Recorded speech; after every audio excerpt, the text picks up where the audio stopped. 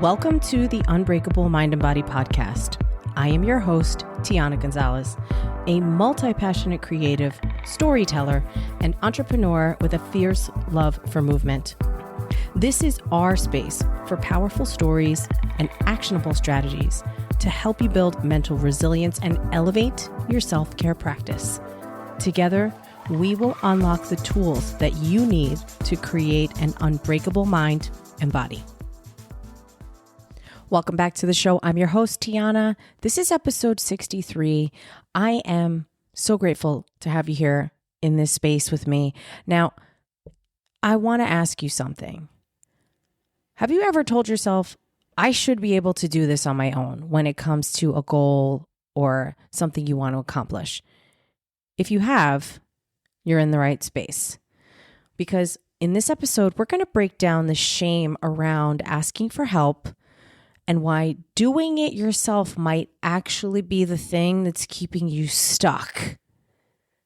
And we're going to talk about what actually changes when you let yourself be supported, whether it's in your health and wellness, in your fitness, in your career, in your relationships, whatever it is, we're going to dive into it. Because if you are tired, you're probably just tired from carrying it all, and you're actually not lazy.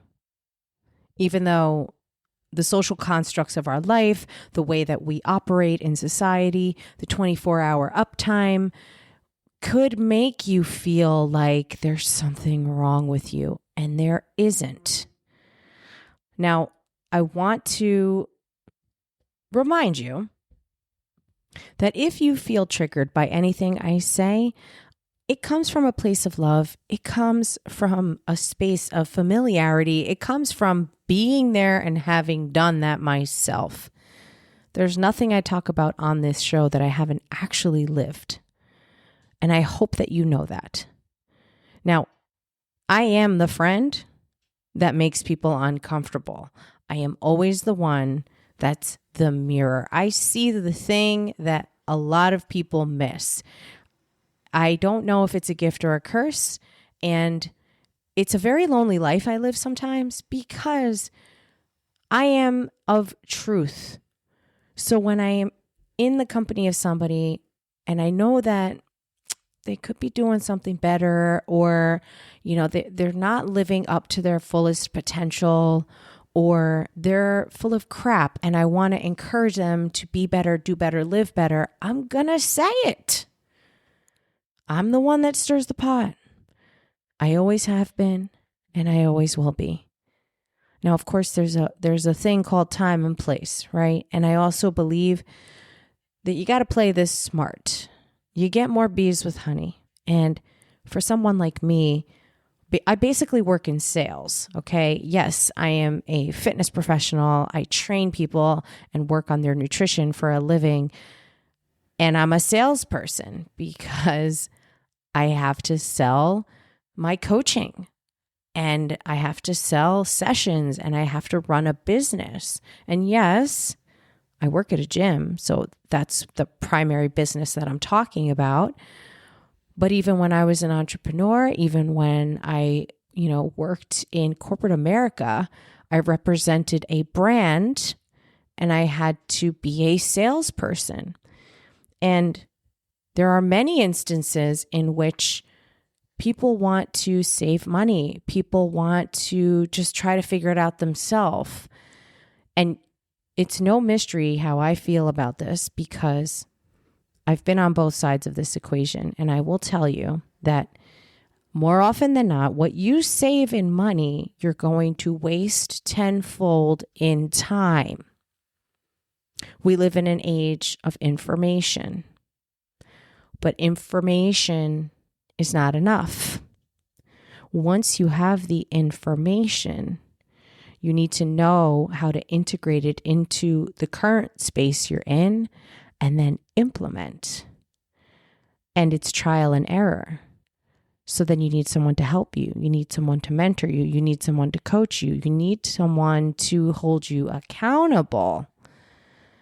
So when you are telling yourself that you are not going to spend the money or you're not going to pursue that, I think my neighbors upstairs are having a party, so I apologize if you hear them yelling. When you decide not to pursue that because you want to save a little bit, or you tell yourself, well, I'm smart enough to figure it out on my own. Yes, of course you are. But it's not about figuring it out on your own. It's about being able to make it stick and to do it in a way that works with you. Now, a transformation is going to require you to become someone new, but it's a slow and steady process. So realize that you're not asking for too much, but you shouldn't have to feel like you have to do it alone. Okay? So I want you to recognize that being vulnerable requires courage. And if you're going to be courageous and you're going to put yourself out there and you're going to ask someone for help, I commend you. I applaud you. And I think that that's fucking great. But I need you to recognize that it is not a sign of weakness. It doesn't mean you're failing. It doesn't mean you're giving up. It means that you just haven't found the solution yet, but you know it's out there. So I will tell you this. When you want a solution, do you want the solution right now, or do you want it to take months or years? You want it right now. You want it right now. So if money was no object, which one would you pick? Would you pick going through all the hoops, jumping through all the hoops, going through the circus to get to the destination? Or would you just choose having the answer now and being that new person, leveling up? I'd choose the level up option every fucking time. And what's amazing about investing in yourself is that it's never a waste. I was sharing this with my partner the other day. We were talking about professional development, and in 2021, I invested in myself. I had 3 different coaches. So I had one coach that I worked with for the full year, and her program, I'm still a legacy student in her program. So 5 years later, I still have access to all of the material, to all of the new material, even though she's had multiple cohorts since I was actively participating in her program. And while I don't join the monthly calls that the new people are in, we do have a legacy call once a month that I'm invited to, as well as all of the coursework and materials. So I'd say that was a great investment. I also have access to the coach. I can message her at any time and she'll answer me because I've earned that. The second person that I worked with, we were on a 3-month contract. He taught me sales. We're still connected on social media. I can reach out if I need him. And that was a great investment because I learned a ton. And then the third investment that I made was a course that actually taught me a little bit of what I don't want to do. And it was a great lesson. And this was how to launch an offer and do it in a way that uses Facebook groups, and you go live multiple times in 1 week at the same time each day. I tried it. It wasn't that great, but I got great experiences to tap into and reflect upon and call upon, because even now I can still look back on those investments and say, well, yeah, it was worth it because I learned all of these different things that I use now. In 2022, I invested in another program, which was a little bit more like woo, spiritual, all about activations and mantras and really working through some inner child stuff that I really needed help with. And I still have access to all of that material, so as well as new material that gets added to where the course is housed online. So that's great. And then I've also had mentors just kind of in the wings, not necessarily in a coach-client relationship, but people that I can tap into that are trustworthy, that I know have my back. So I've invested a significant amount of money into my health, my well-being.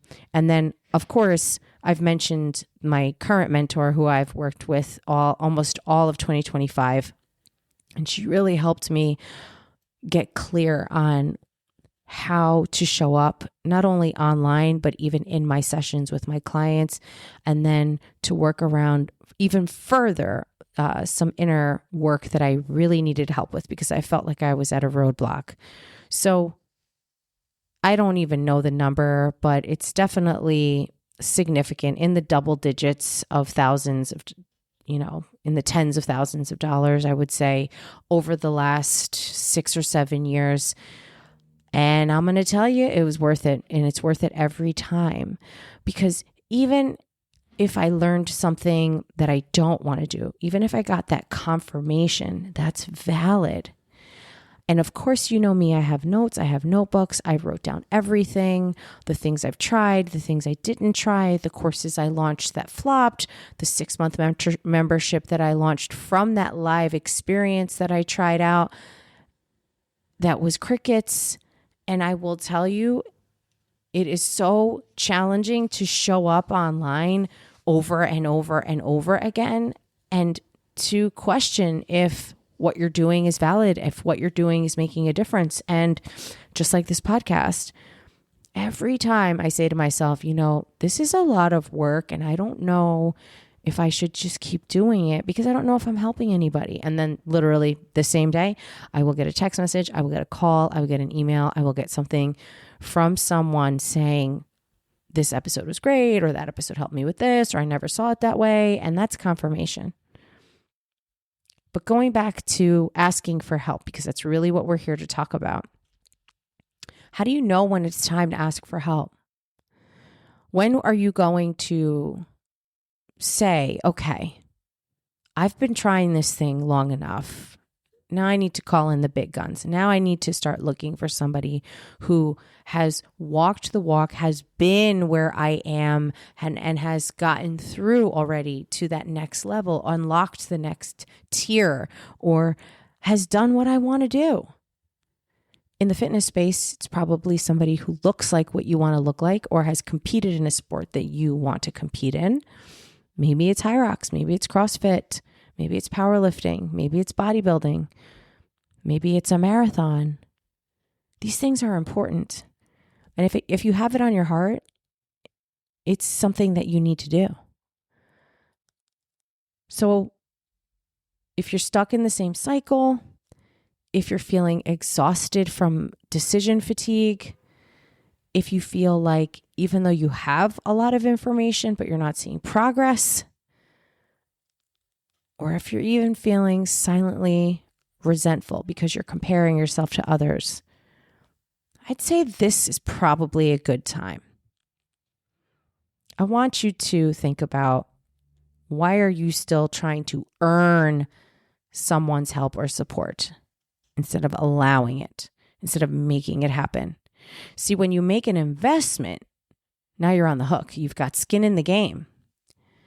It's just like, let's say fantasy football. So fantasy football, I did it this past football season for the first time ever. It was 50 cents. It was $50 to get a team in this league. And $50 is, for me personally, I said, this is a good way for me. It's a low barrier of entry. It's not like $500 or $5,000 for something that I knew very little about. And so I got my feet wet, and I thoroughly enjoyed the process of learning about it, learning how to do it, how to pick people for the draft, how to move people around each week, like look at stats. And I'm not the biggest football fan in the world, but I paid attention because I had a team. And I will say it was so fun, But because I invested the $50, I was into it. I made sure to check in a couple times a week, not every day. I even had to turn the notifications off in the fantasy football app because it was just a bit too much for me. But I had skin in the game. I put in $50 and I had a chance, early in the season, I had a chance to win. I actually had beginner's luck. I think I got a good quarterback, Josh Allen, from the Buffalo Bills. Unfortunately, by the time you hear this, they're going to be out. But it was great. It was a good learning experience, and I'll probably do it again next year. So when you put yourself on the hook, you're going to be more invested in it. You're going to show up. You're going to do your homework. You're going to put in the reps. You're going to make sure that you are soaking in all of the material because you made that investment. So I want to tell you, it's time for you to ask for help. There's no shame. There's no fear. There's no over-explaining. Just do it. Because once you actually say yes to getting support, to having a mentor, to doing the thing, you're going to start to see the after picture so much easier. It will become more clear for you. It will help you to gain confidence. You'll actually make some progress. You'll see the momentum building. And that's how you shift things from feeling like you're burning out and breaking down to breaking through. Of all of the things I said just now, the confidence piece is probably the biggest player. And I want to share with you just quickly. I might have mentioned it in a previous episode, but I am creating a private podcast. It'll be low ticket offer, under $100 investment. And it's basically a 10-part mini series. Each episode is 10 episodes, and each one is under 20 minutes, probably even most of them are under 15, on how to build muscle and get stronger. It's geared towards women who know how to lift. Now, why am I bringing this up? Because it's been a process for me to create this offer. One, I had to get over the mental hurdles and roadblocks and imposter syndrome of we've done this before and it failed. It didn't fail. It taught me how to get stronger and be mentally resilient. And it prepared me for what I'm about to share with you, because I've recorded and uploaded on the host platform 9 of the 10 episodes. And I went back and started listening to them just to make sure the recordings were clear. There were no pops or anything crazy in the background. And I realized I needed to re-record 4 of the episodes out of the 10. And I did that today. I literally recorded all 4 just with an outline, not a script. I can't do a script. And I'm going to tell you, I cannot do a script on this show either, because it's not natural for me. It's not natural. I can't just read off of a piece of paper. I have to just let it flow and freestyle. That's when I am at my best. And on a sidebar, and your girl's going to take you on a side quest, because that's what I do. Years ago, I was onboarding to work at this boutique studio, and it was similar to a Barry's boot camp, but a little bit different. And we had to do some motivational speaking within the workout. So it was a nice combination of being tough, but encouraging, being very technical with the workouts, cueing on time, and also motivating the team, the crowd, the members in the room, in the studio during the class. So I had to curate these amazing playlists, which I'll say I was pretty fucking good at. And I would get inspiration to talk about things all the time. And then I would write these beautiful show notes on index cards that I could carry around easily with me. Because remember, I had a stopwatch. I had to control the volume of the music. And sometimes there was two groups doing different things, and I had to be able to cue both sides of the room during the workout before they switched places. And every time I had a nice script written out, guess what would happen? I would choke. I would completely choke. Because I'd be so caught up in the moment that I would forget where I was, or it wouldn't fit with the music or wouldn't align with the vibe. But as I relaxed and just allowed myself to freestyle and just touch upon something that either happened that morning or happened that day before or was valid for the people in the room, it was an amazing experience. So yeah, that's my side quest for the day. Why did I bring that up? Because in talking about confidence, I went back and re-recorded 4 episodes of this 10-episode series that I am creating right now, separate from Unbreakable. And I was able to just do it, like no problem. It didn't stress me out. It didn't feel like a huge undertaking. For some people, they would be like, what? Oh no, you had to do that whole thing over again? Oh my God, that's terrible. And I'm going to tell you, that's where that confidence, that's from all the work I've done in previous years. You can't fake that shit. It's just like when you make a mistake, but it's a mistake that's not, not a big deal. You just reroute. But until you've actually gotten some reps in, it feels like this huge undertaking. But the more you do it, the easier it becomes. So that confidence that I had, that ability to just say, no, this could be better. I need to fix this and just do it. And I did it all today.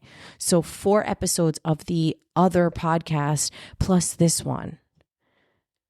And I will tell you this also, I don't edit a lot. I can't. I fucking hate that shit. If you hear a little car going off in the background or a baby in the hallway, I live in an apartment building in a city. What do you want from me? That's life. That makes this show human.